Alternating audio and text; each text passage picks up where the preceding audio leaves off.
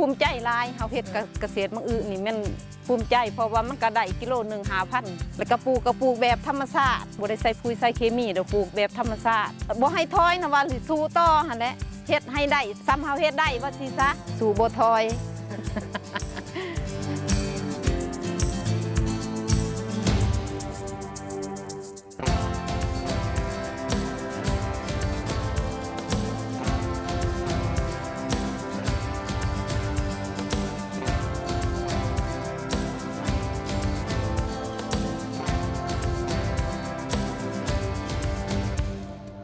แม่เองคือแม่บุญเที่ยงเนาะบ้านดงบังเมืองเลางามแขวงสารวันได้เฮ็ดเวียกเกี่ยวกับเกษตร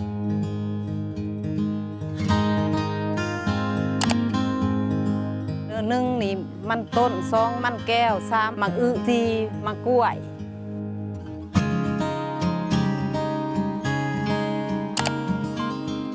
ขั้นตอนทำบิดนี่เฮาได้ปลูกเริ่มต้นคันว่าฝนตกแต่หัวปีเฮาก็ได้ปลูกแต่หัวปีนับแต่เดือน4คันว่าฝนตกลาแน่ก็เดือน5เดือน6ใน3เดือนเนาะอิงตามสภาพการภาวะเนาะตามเหตุผ่านมา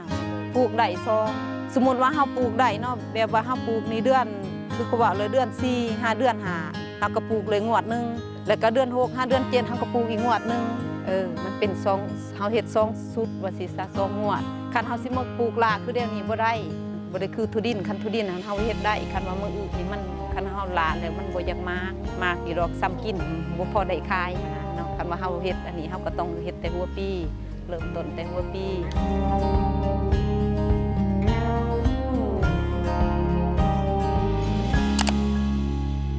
คันว่าเรื่องปลูกในการบำบัดรักษาก็มีแต่หญ้าอันรกหญ้าคาหุ่นอันนี้แล้วก็ปลูกแบบธรรมชาติแบบว่าบ่ได้ใส่ปุ๋ยใส่หยังบ่ได้ใส่ปุ๋ยใส่เคมีเดี๋ยวปลูกแบบธรรมชาติอีกตามแต่ว่าบ่ได้ใส่น้ำบาดอกบาดาลบ่ได้ใส่น้ำหยังเนาะใส่แต่น้ำพ่นถ้าปีใดพ่นผ่าดีก็เฮาก็ได้ขายแต่หัวปีถ้าปีใดพ่นผ่าบ่ดีก็คือว่าแล้วเฮาก็ได้ขายอีกตามสมมุติว่าปลูกเดือน4นี่เฮาได้ขายเดือน7เดือน8คันเฮาปลูกเดือน5เฮาก็ได้ขายเดือน8เดือน9แนวนั้นเนาะ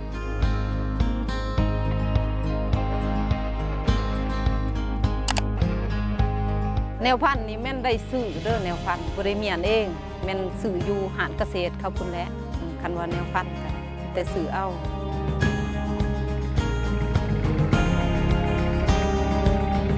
บ่ได้จ้างแต่ใส่ให้งานเองเนาะมีแต่เวลาเฮามาเก็บเกี่ยวคือเดี๋ยวนี้เฮาจังว่าได้จ้างก็แม่นหาลูกหลานก็แม่นเป็นขนาดเนาะ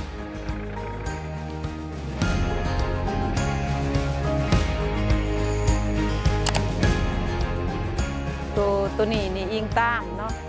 อิงตามแล้วหักส่วนลายนี่มีแต่มาขายอยู่บ้านไปให้เขาอยู่เรือนเขาแน่บุพวกหับสื่อหับจำหน่ายเขาขายนี่ขายอันเขาซื้อเป็นกิโลนี่แหละเนาะเขาขายเป็นโลเอาและติดเป็นโลเขาขายก็อิงตามบางเทื่อเขาก็เอาฮอด10-20ต้นนี่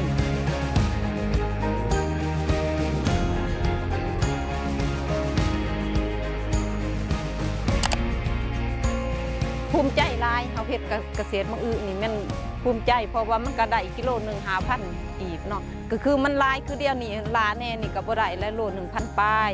ว่าบ่พึงพอใจบ่ก็พึงพอใจแต่ว่าเต็มร้อยนี่บ่อยากเต็มแล้วเนาะเพราะว่าราคามันก็ลงแน่ยามนี้มันก็หลายแน่นะคันคือช่วงเฮาได้ขายช่วงมากทมิตนี่ก็ม่วนแล้วโลนึง5-6,000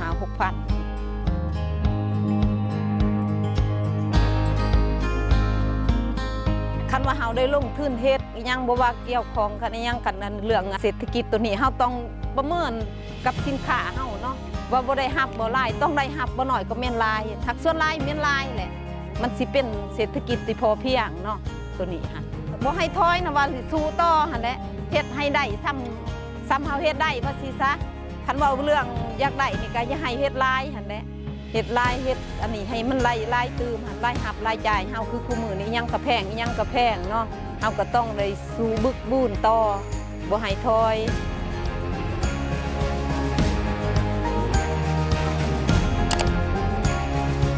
ตามในแผนนี่ก็สิเฮ็ดตื่มอีกเนาะปีนี้ได้ปลูก9ป้องปีหน้าก็สิปลูกฮอด15ป้องพุ่นแหละสู่บ่ถอย